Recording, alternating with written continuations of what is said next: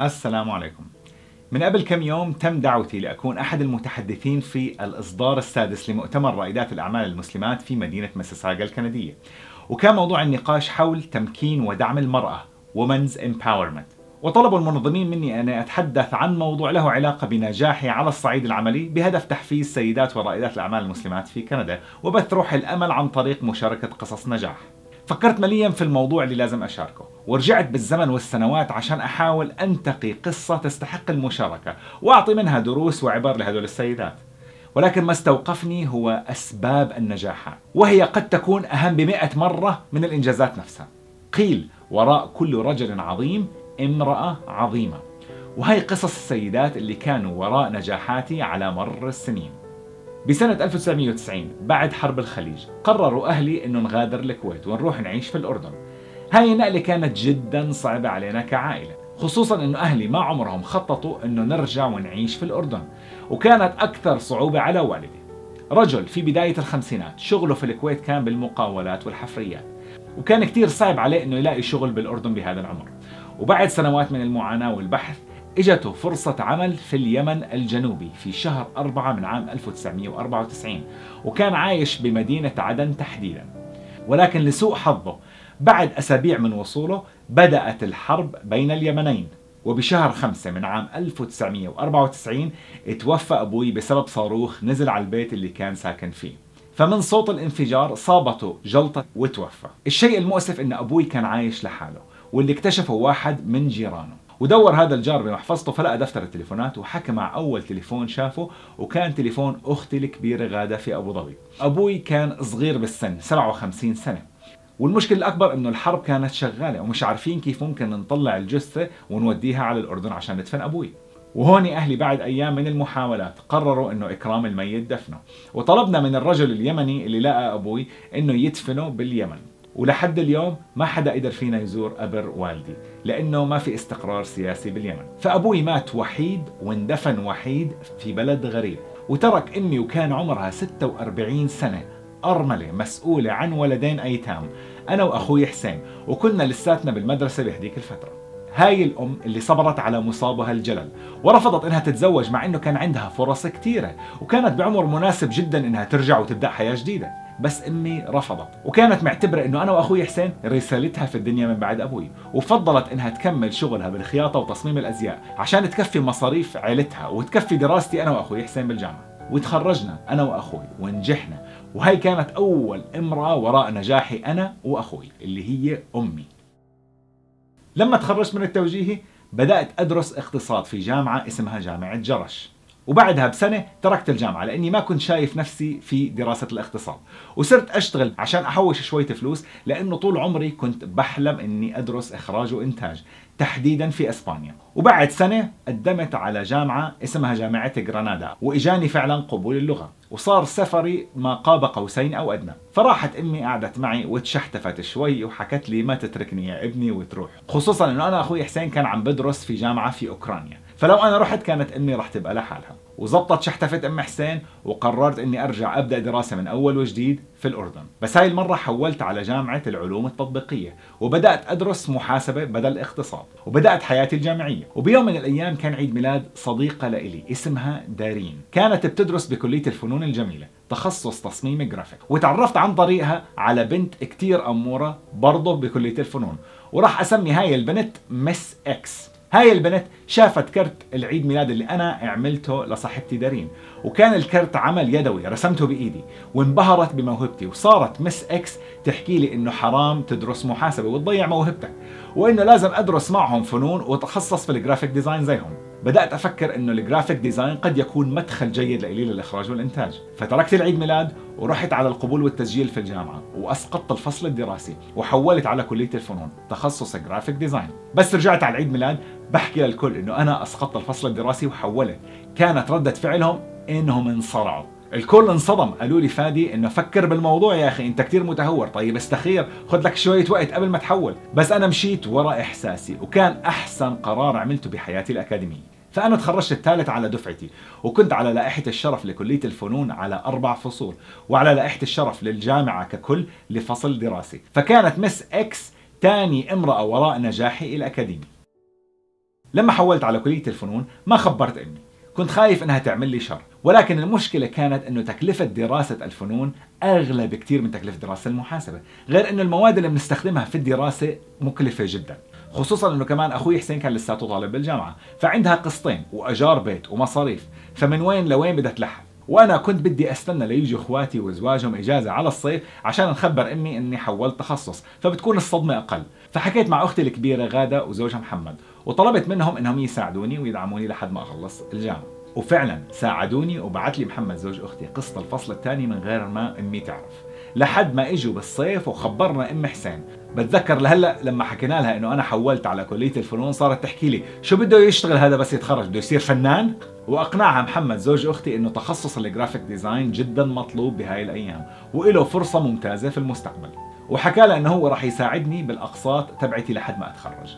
وبنفس الوقت كانت اختي وهيلا وزوجها باهر عم بيساعدوا اخوي حسين باقساطه عشان يخلص دراسته هو كمان، وكان اخواتي التانيين سهى ومها وهويدا عم بيساعدوا بمصاريف البيت لحد ما احنا خلصنا انا وحسين اخوي دراستنا بالجامعه.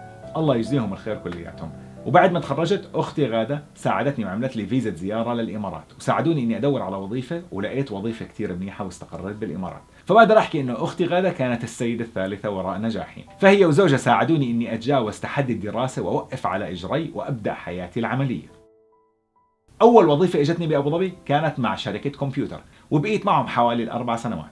صديقتي مس اكس نقلت على دبي واجتها وظيفه في واحده من اهم الشركات في قطاع العقار، وانا كثير انبسطت انها انتقلت على دبي، فهي اكثر شغله كنت مستفيد لها بالاردن بعد ما تخرجت من الجامعه، كنت مشتاق كثير لاصحاب الجامعه، وقررت اني انقل على دبي وادور على شغل هناك عشان نكون قريبين من بعض ونقضي وقت مع بعض. وحصلت فعلا على وظيفة جيدة جدا في مجالي مع حكومة دبي. وبيوم من الأيام بفتح الجريدة وبلاقي إعلان توظيف صفحة كاملة لواحدة من أكبر شركات العقارات في العالم، شركة إعمار العقارية، وكانوا طالبين جرافيك ديزاين اند برودكشن مانجر. فحكيت لمس اكس انها تقدم عليها لانه عندها خبره في قطاع العقارات بنفس الوظيفه، ولكن مس اكس كانت جدا مبسوطه بشركتها وما كانت بتفكر انها تترك او تغير، فاقترحت علي اني انا اقدم على هاي الوظيفه. انا ما حسيت اني راح اقدر اخذ هاي الوظيفه بحكم انه ما كان عندي خبره في مجال العقارات، فما كان عندي ثقه بنفسي انه راح يتم اختياري للمقابله، بس هي ضلت تشجعني واصرت علي اني اقدم، وفعلا قدمت واجاني اتصال للمقابله، وحصلت على هاي الوظيفه اللي انا كانت بالنسبه لي حلم. وهي كانت المره الثانيه اللي مس اكس ساعدتني باختيار شغله مصيريه كانت بالنسبه لي، ولكن هاي المره كانت في حياتي المهنيه. وطبعا انتهى بي المطاف بانه انا ومس اكس تزوجنا. وظيفتي مع إعمار العقارية كانت ذروة حياتي المهنية، ولكن أهم إشي إنه وظيفتي في إعمار كانت مدخل لإلي في قطاع بيع التجزئة لما اشتغلت على مشروع دبي مول، وكانت سبب في انطلاقتي في ريادة الأعمال.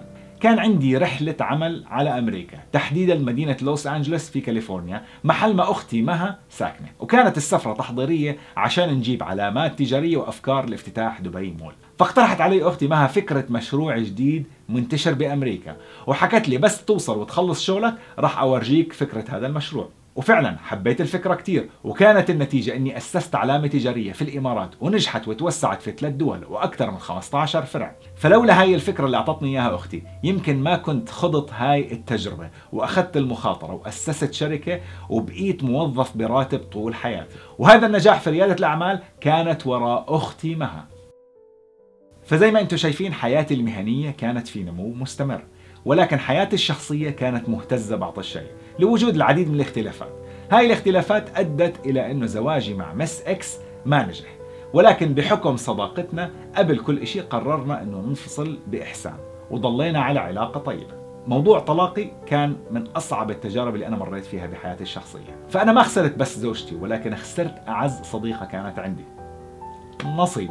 مرت الأيام ولكن من الطلاق كان صابني حالة زي الاكتئاب وانعزلت وما كنت بدي أرتبط بأي حد. بعديها بكم سنة نور وسعاد بنات أختي الكبيرة غادة قريبين كتير لعمري وكانوا زي إخواتي الصغار، صاروا مهمتهم بالحياة إنهم بدهم يزوجوني، وعرفوني على صبية درست معهم بالجامعة راح أسميها مس واي، وهي كانت السبب اللي حفزني إني أرجع وأدور على وظيفة عشان ما أضلني عايش على شركتي. كنت بدي أولادي لما يكبروا يشوفوا إنه أبوهم عم بيشتغل وعم بتعب عشان يعرفوا إنه هذا الأمر طبيعي ومش إنه أنا عايش من فلوس شركتي. إضافة إلى أنه أهل البنت نظرتهم راح تكون مختلفة إذا لقوا أنه أنت عندك وظيفة مستقرة بتورجي أنك شخص مسؤول. فأنا لو عندي بنت وإجا شاب يطلب إيدها راح أطلع على هاي التفاصيل. فدورت على شغل بعد انقطاع 4 سنوات وحصلت على وظيفة في مجال التسويق في شركة مصدر، شركة أبو ظبي للطاقة المتجددة، وكانت هاي الوظيفة انطلاقة تانية في حياتي المهنية. مع انه ما صار نصيب بيني وبين مس واي، بس هي كانت السبب باني انا رجعت على سوق العمل مرة تانية، وبقدر احكي انه هي كانت سبب اساسي وراء هذا النجاح. بعد فترة صار في وظيفة مفتوحة بمنصب أعلى من منصبي في شركة مصدر محل ما أنا بشتغل، فحاولت إني أحصل على هاي الوظيفة، ولكن بعد ما عملوا العديد من المقابلات اختاروا بنت لهاي الوظيفة. مين تتوقعوا هاي البنت كانت؟ هاي البنت كانت صديقتي وزوجتي السابقة مس إكس.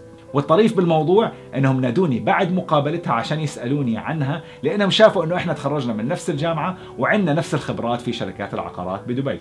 فكان عندي خيار، اما احكي لهم انه هاي البنت طليقتي واخرب عليها وما اخليهم ياخذوها، او اترك الموضوع سر، واذا إلها نصيب راح تاخذه، واذا ما إلها نصيب الله يبعث لها احسن من هاي الوظيفه. وقررت انه هذا اقل شيء بقدر اعمله، بحكم انها كانت وراء كثير اشياء منيحه ونجاحات صارت بحياتي، وبكفي انها كانت بتحمل اسمي وعلى مسؤوليتي بفتره من الفترات. فبلعت كبريائي وحكيت لهم فيها رايي المهني، وانها ممتازه وكفؤ لاداره هاي الوظيفه. فانا تخرجت الثالث على دفعتي، بس مس اكس كانت الاولى على الدفعه، وفعلا اخذوها وعينوها بعد هذا الكلام.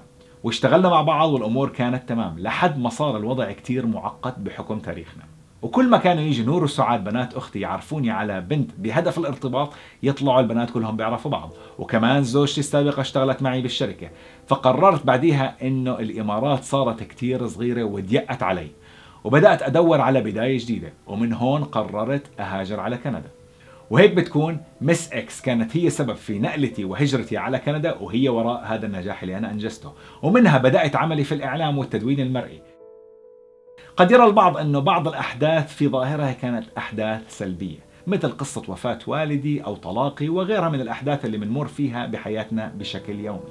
ولكن أهم شيء أنك تنظر للجانب الإيجابي للأمور، وتستغل هاي الظروف بأنك تحول تجربة سلبية لنجاح إيجابي، وتنظر دائما لنصف الكأس الممتلئ. وزي ما بيحكوا الضربة اللي ما بتموتك بتقويك. كتير سهل أن الواحد يتغنى بنجاحاته وإنجازاته، ولكن يجب أن نأخذ بالأسباب ونتعلم كيف نشكر الناس. الرسول صلى الله عليه وسلم علمنا أنه من لا يشكر الناس لا يشكر الله. وزي ما انتم شايفين أنا وصلت للي وصلت له اليوم لأكثر من سبب، وأهم هاي الأسباب هم انتم السيدات الرائعين اللي كنتوا بحياتي.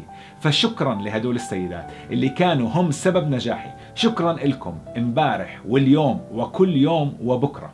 أنا اليوم على ما أنا عليه من فضل الله سبحانه وتعالى، بأنه سخركم إلي وخلاكم بحياتي ووقفكم بطريقي. وأنتم كمان هلأ إجا دوركم أنكم تشاركوا قصص نجاحاتكم وأسبابها، وبتمنى أنه يكون وراء نجاحاتكم دائما في سيدات مثل السيدات العظيمات اللي كانوا بحياتي.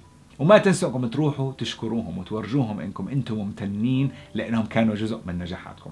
إن شاء الله تكون هاي الحلقة عجبتكم وحفزتكم. ما تنسوا أنكم تعملوا سبسكرايب على قناة اليوتيوب، وتعملوا لايك وشير على صفحة الفيسبوك، وبنشوفكم الحلقات القادمة إن شاء الله. إلى اللقاء.